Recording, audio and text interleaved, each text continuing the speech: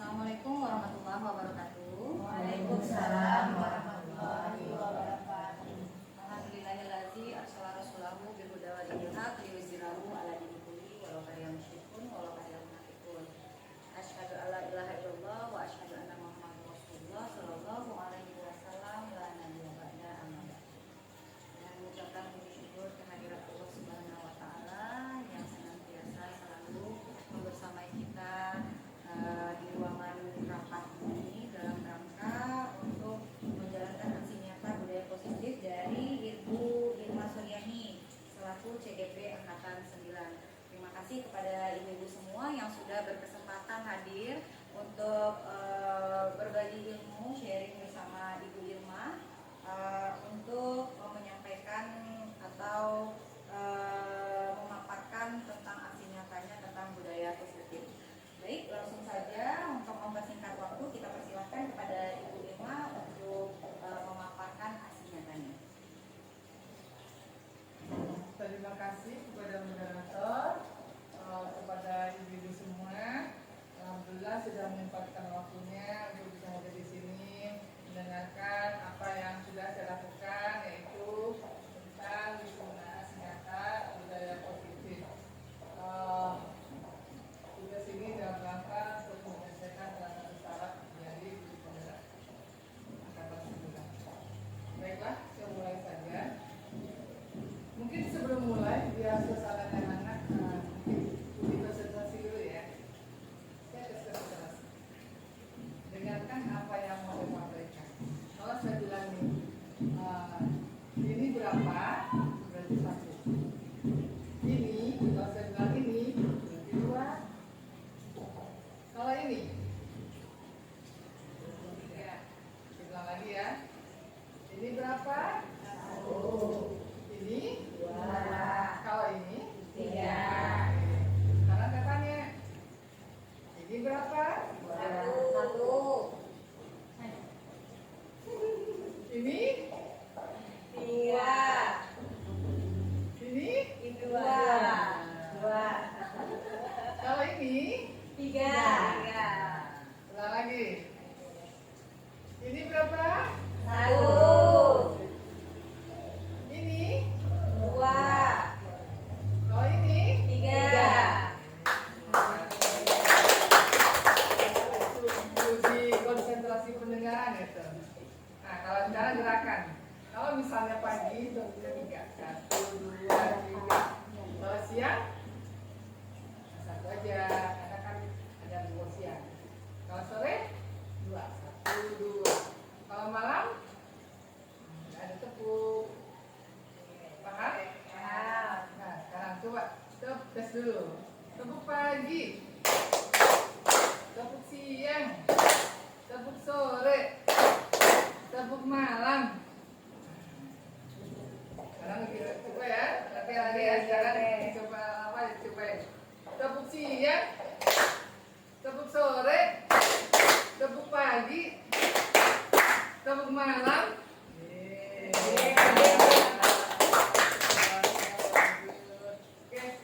mulai aja. Adapun tujuannya di sini adalah sebelumnya filosofi dulu. Filosofi latar belakang ini, kegiatan ini adalah dari filosofi Ki Hajar Dewantara. Jadi menurut Ki Hajar Dewantara itu pendidikan itu harusnya berpusat kepada murid. Nah, idealnya sekolah itu harus menjadi tempat yang aman, nyaman bagi murid. Untuk itu Ki Hajar Dewantara membuat 3 filosofi, diantaranya itu ingat Sosentrodo, Ing Madya Manguntaso, dan Puri Dayani. Yang artinya di depan guru itu harus memberi teladan, suri teladan dengan membangun semangat, dan di belakang memberi dorongan kepada murid. Makanya salah satu cara yang dapat dilakukan itu dengan membangun budaya positif. Nah, salah satu penerapan budaya positif itu adalah dengan proses pembentukan keyakinan kelas dan pelaksanaan segitiga restitusi. Oke, next. Tujuannya, adapun tujuan diseminasi budaya positif itu adalah mewujudkan budaya positif di sekolah melalui keyakinan kelas. Kemudian mewujudkan pembelajaran yang berpihak kepada murid, mewujudkan pembelajaran yang menyenangkan bagi murid, dan membangun motivasi individu. Pelaksananya, jadi yang merupakan tolak ukurnya itu adalah pelaksananya diseminasi konsep inti budaya positif di sekolah. Ini salah satu merupakan diseminasi budaya positif itu dengan menyampaikan apa yang sudah saya lakukan. Berikutnya keyakinan kelas melalui kegiatan kesepakatan kelas sudah dilakukan bersama wali kelas dan murid, alhamdulillah sudah dilaksanakan. Kemudian murid dan guru konsisten dalam menjalankan keyakinan kelas yang sudah disepakati. Lanjut pelaksanaan penyelesaian masalah siswa menggunakan segitiga restitusi dan pelayanan BK. Nah, lini masa keyakinan kelas ini itu dimulai dari guru berkolaborasi dengan kepala sekolah dan guru lain. Lalu guru melaksanakan diseminasi budaya positif. Guru membimbing siswa dalam membuat keyakinan kelas. Guru memberi pengertian dan manfaat kesepakatan kelas. Kesepakatan kelas yang dibuat dipajang di dalam kelas. Kemudian menumbuhkan kebiasaan nilai-nilai pelajaran Pancasila. Diseminasi positif merupakan implementasi budaya positif di lingkungan sekolah. Diseminasi ini diikuti oleh warga sekolah, meliputi disiplin positif dan nilai kebajikan universal. Sekarang kita tahu ya, teori motivasi hukum dan penghargaan, kebutuhan dasar manusia dan nilai kualitas, 5 posisi kontrol dan segitiga. Baik, satu-satu akan saya jabarkan apa itu disiplin positif. Disiplin positif berasal dari kata disiplin yang artinya belajar. Disiplin mengacu pada disiplin diri yang memiliki tanggung jawab terhadap apa yang dilakukan yang berdasarkan nilai-nilai keyakinan.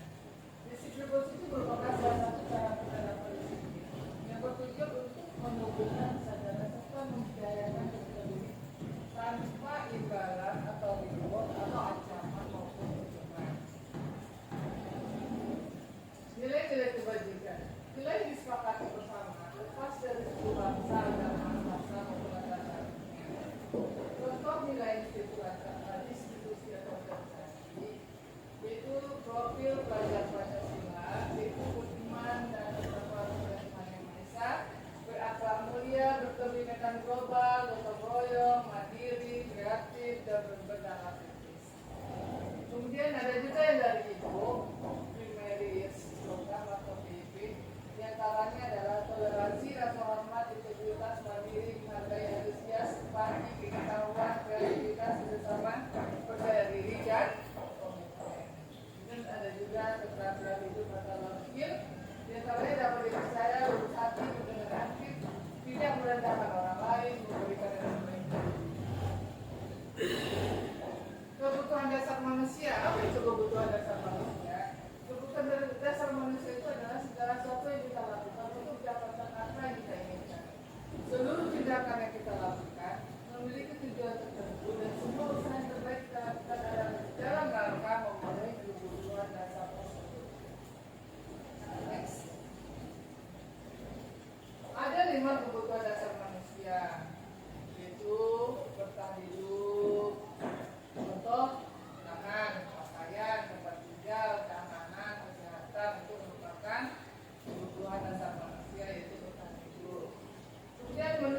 membutuhkan rasa kasih sayang, rasa ingin diterima, rasa dipedulikan, berbagi, kerjasama, menjadi bagian dalam kelompok. Kemudian penguasaan. Kebutuhan manusia itu harus memiliki harga diri, bimbingan untuk dianggap memimpin, bisa memimpin, dapat berprestasi, diakui dan bisa didengar. Kemudian kebutuhan dasar manusia itu memiliki kebebasan, memiliki pilihan untuk hal yang baru, mampu mengendalikan diri dan mengendalikan arah diri. Kemudian kesenangan, manusia itu juga butuh bermain, butuh humor, antusias, riang, gembira, tertawa bersama, bahkan kebutuhan dasar manusia. Kemudian motivasi perilaku manusia. Apa yang memotivasi perilaku manusia? Di antaranya adalah untuk menghindari ketidaknyamanan hukuman. Jadi manusia itu melakukan sesuatu itu biasanya untuk menghindari ketidaknyamanan atau hukuman. Kemudian untuk mendapatkan imbalan. Jadi ada juga di antara kita ini atau di antara penduduk yang ingin mendapatkan imbalan atau reward, penghargaan. Kemudian untuk menjadi orang yang mereka inginkan. Mereka merasa tinggi dihargai, tinggi dianggap, atau mendapatkan nilai yang bisa dipercaya. Hukuman. Nah, salah satunya itu adalah hukuman. Hukuman ini apa bedanya hukuman konsekuensi dan restitusi? Di antaranya kalau hukuman itu dia tiba-tiba, jadi tidak direncanakan. Ketika anak berbuat salah, ketika anak datang terlambat, pokoknya kamu terlambat, kamu harus dihukum. Jadi tidak ada kesepakatan sebelumnya. Apa itu anaknya misalnya karena mungkin habis korban banjir, ada tempat musibah, kemudian dia datang telat, sampai sekolah sudah dihukum, tiba-tiba semuanya satu arah. Hanya dari guru tersebut aja menyatakan kamu dihukum. Kemudian berubah, hukumannya itu bisa berupa fisik atau psikis. Apakah itu misalnya disuruh lari, disuruh buang sampah, disuruh WC, biasanya seperti itu. Konsekuensi, nah itu kalau konsekuensi mungkin akan lebih baik lagi daripada hukuman, karena itu sudah terencana, disepakati dengan aturan. Murid tetap dibuat tidak nyaman. Sikap guru selalu memonitor murid. Jadi pokoknya kamu sudah melakukan ini, kita sudah melakukan kesepakatan, kamu terlambat, berarti kamu harus menerima konsekuensinya. Nah, sekarang di guru penggerak ini saya baru tahu kalau ada distribusi, di mana distribusi itu adalah proses menciptakan kondisi bagi murid untuk memperbaiki kesalahannya. Jadi kita harus ada komunikasi dua arah. Kita lakukan komunikasi dengan murid. Kenapa kamu terlambat? Terus ada proses kolaboratif yang mengajarkan murid untuk mencari solusinya sendiri. Jadi dari buku harus ada solusinya. Sehingga di sini tercipta kehadiran baik dari siswa itu sendiri maupun kita sebagai guru yang mungkin lebih ringan tugasnya, karena kita tidak perlu menunjukkan sikap marah kepada anak, karena sikap marah itu energi juga besar dan si anak juga melebarkan energi yang besar karena ketakutan. Tapi di institusi ini anak lebih 5 posisi kontrol guru. Jadi di antara posisi kontrol guru itu ada 5. Sebagai pemukul, pembuat rasa bersalah, sebagai teman, sebagai pemantau, sebagai manajer.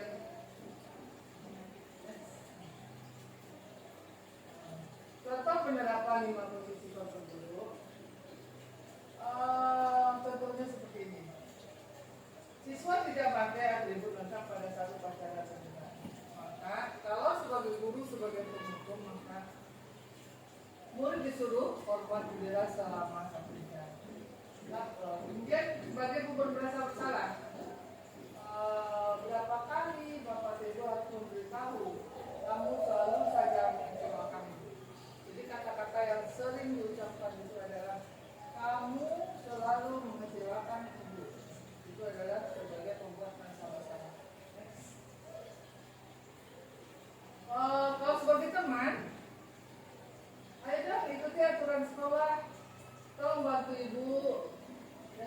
tidak apa-apa, lain kali jangan sampai berbuat lagi ya. Biasanya kalau sebagai teman ini, dulunya akan tetap tersenyum.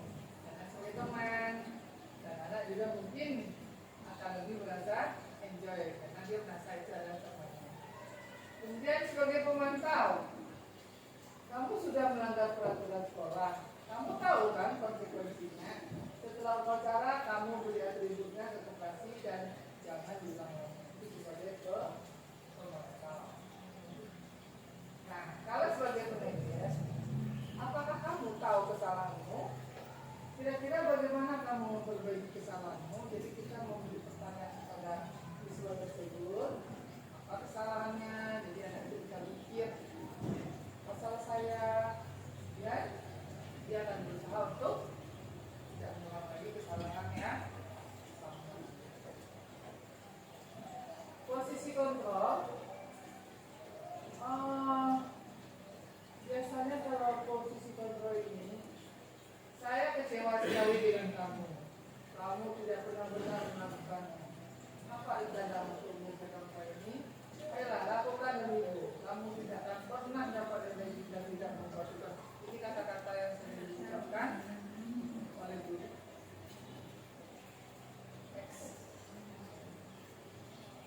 Bentuk keyakinan. Dari situlah dibuat bentuk keyakinan kelas. Keyakinan kelas ini lebih bersifat abstrak. Jadi kalau peraturan itu dia tidak abstrak, jadi ada berbentuk kata kerja, misalnya harus datang tepat waktu, harus berpakaian rapi. Kalau keyakinan kelas itu sifatnya lebih abstrak. Contohnya berupa pernyataan universal, dibuat dalam pernyataan positif. Jadi tidak boleh, misalnya dilarang membuang sampah sembarangan. Tapi kalau di keyakinan kelas, jagalah kebersihan. Sedikit saja ada mudah diingat. Jadi nggak usah panjang. Kalau keyakinan kelas itu nggak usah panjang. Cukup hanya jagalah kebersihan. Sesuai dengan kondisi kelas dan sekolah sehingga mudah diterapkan. Semua warga sekolah atau warga kelas dilibatkan saat membuat keyakinan kelas. Jadi benar-benar semua pihak itu harus bekerja dalam membuat keyakinan kelas sehingga semua murid juga tahu apa yang akan dilakukan atau apa yang menjadi kesalahannya. Segitiga restitusi merupakan suatu proses dialog. Tadi sudah contohnya. Ada dialog yang dijalankan oleh guru agar dapat menghasilkan murid yang mandiri dan bertanggung jawab. Jadi kelak insya Allah anak kita sudah besar, dia akan menjadi anak yang mandiri, anak yang bertanggung jawab. Dia tidak sekedar menjadi hakim, tapi dia juga bisa sebagai manajer yang bisa memimpin. Kemudian ini ada 3 tahap segitiga restitusi, yaitu menstabilkan identitas, validasi tindakan salah, keyakinan. Contoh menstabilkan identitas. Berdasarkan prinsip, membuat kesalahan adalah bagian dari proses kesalahan. Manusia itu tidak ada yang benar, maksudnya benda sempurna tidak ada, pasti ada salahnya. Jadi berbuat salah itu wajar. Tidak ada manusia yang sempurna. Ibu juga pernah melakukan itu. Jadi kita tidak dalam proses menghakimi murid, tapi kita juga merasa bahwa kita juga pernah melakukannya. Ibu tidak mau mencari siapa yang salah, tapi ibu ingin mencari solusi dari permasalahan. Kamu berhak merasa begitu. Kemudian kita lakukan validasi tindakan yang salah.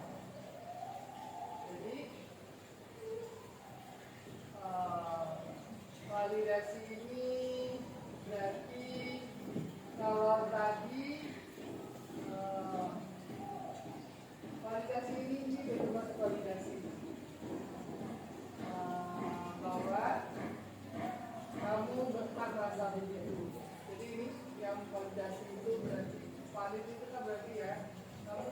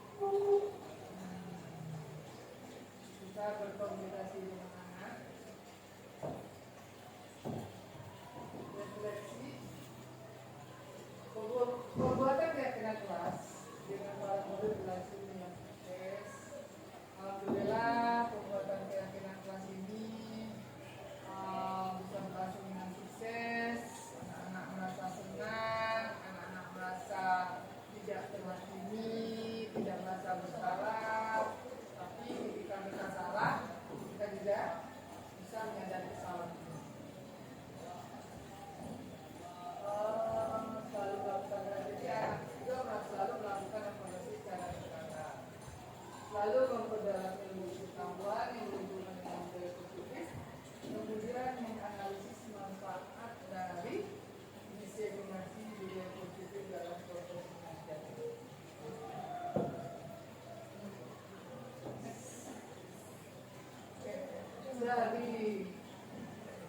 Jadi mungkin itu hanya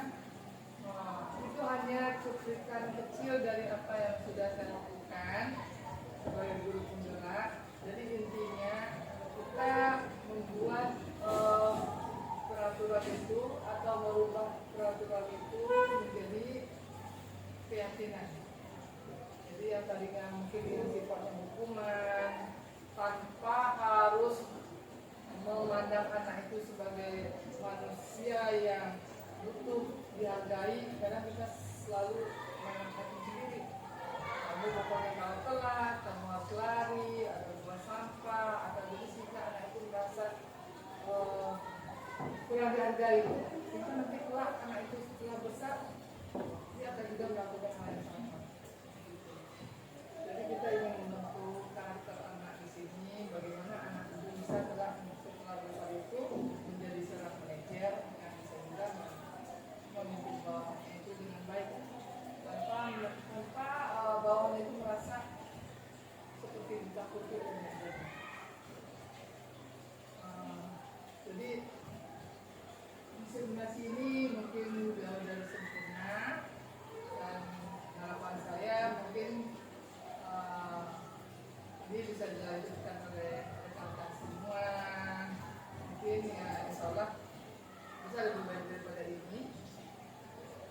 Dan harapan saya juga semoga kepala sekolah, pimpinan, dan stakeholder yang ada di sini bisa saling bekerja sama, saling berkolaborasi dalam pendidikan budaya positif ini. Terima kasih kepada rekan-rekan semua, terima kasih kepada kepala sekolah, terima kasih kepada semua yang ada di sini. Saya tutup dengan wabillahi taufiq wal hidayah. Assalamualaikum warahmatullahi wabarakatuh. Waalaikumsalam warahmatullahi wabarakatuh.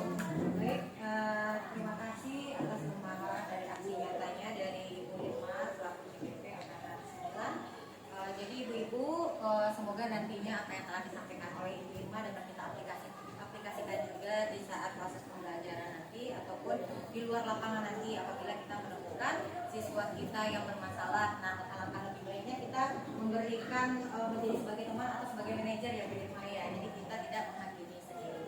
Baik, terima kasih untuk kesempatan ibu-ibu semuanya. Sangat bermanfaat untuk kita semuanya. Kita tutup ya Ibu ya. Wabillahi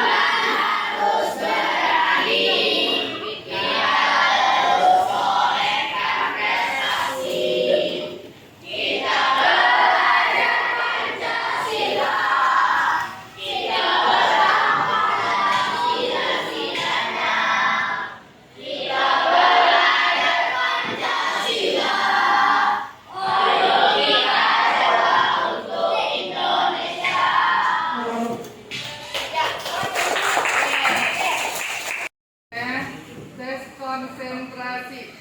Clue-nya adalah dengarkan kata ibu ya. Apa clue-nya? Ini berapa?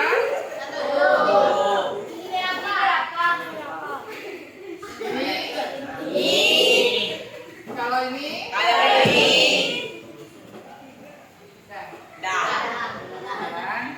Sekarang ibu mau tanya. Iya. Ibu mau tanya, jawab ya.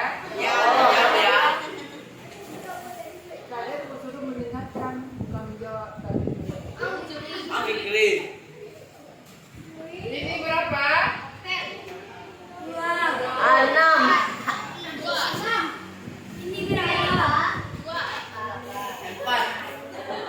Oke, ulang lagi.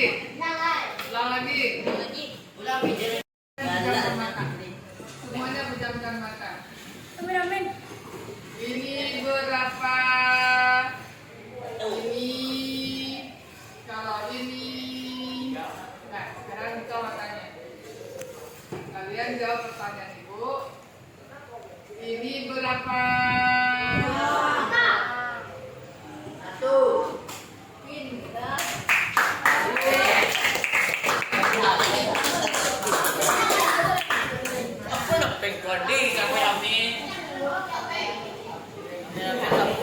Ini.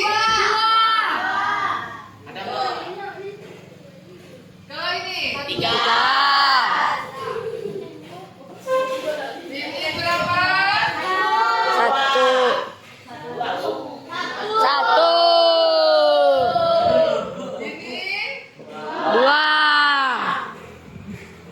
Kalau ini. 3. Kalau ini. 1.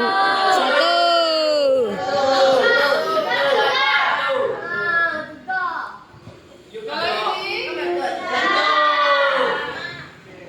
Oke, jawab benar, konsentrasi. Tepuk konsentrasi.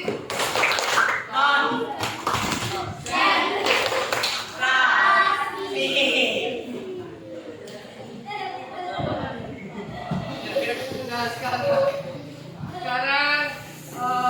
gerakan lagi. Gerakan. Ini kalau ibu bilang seperti ini, berarti Marina menari di atas.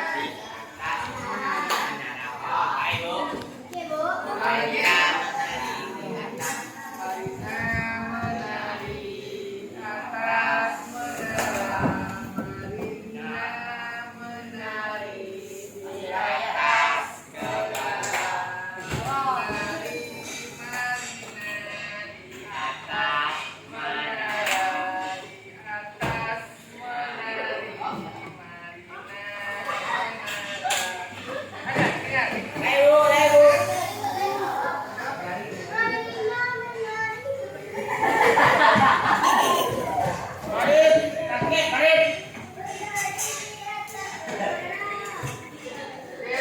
dimulai. 1, 2, 3.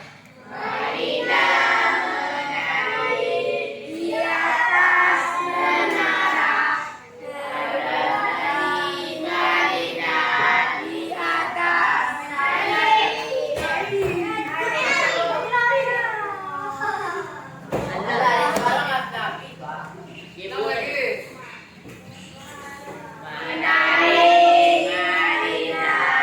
Di atas menara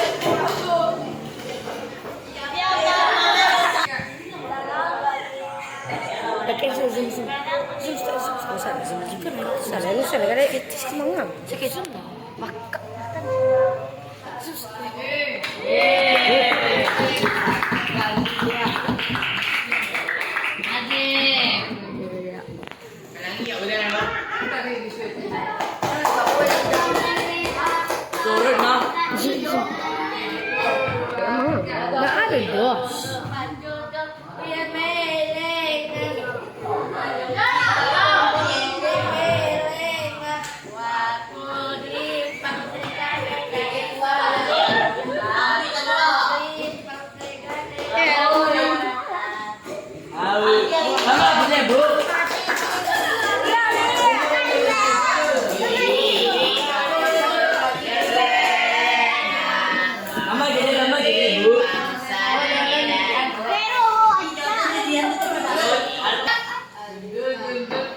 Enggak, selawat.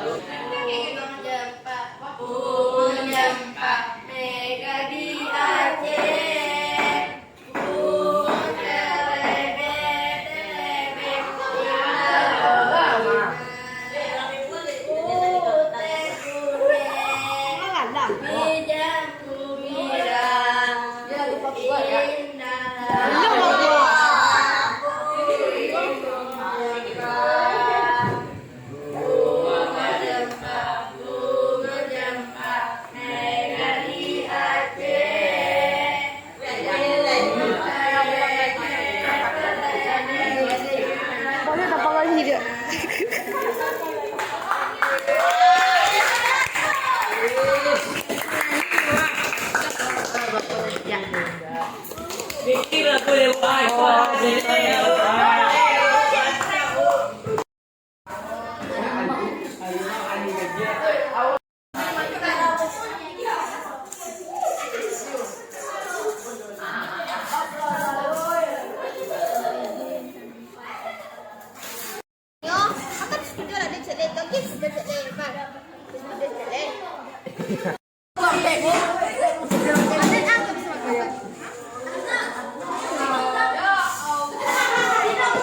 Di bawah, Bang.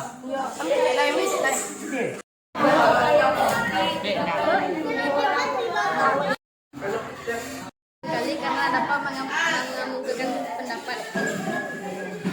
Saya bahagia sekali karena sudah mengasih pendapat.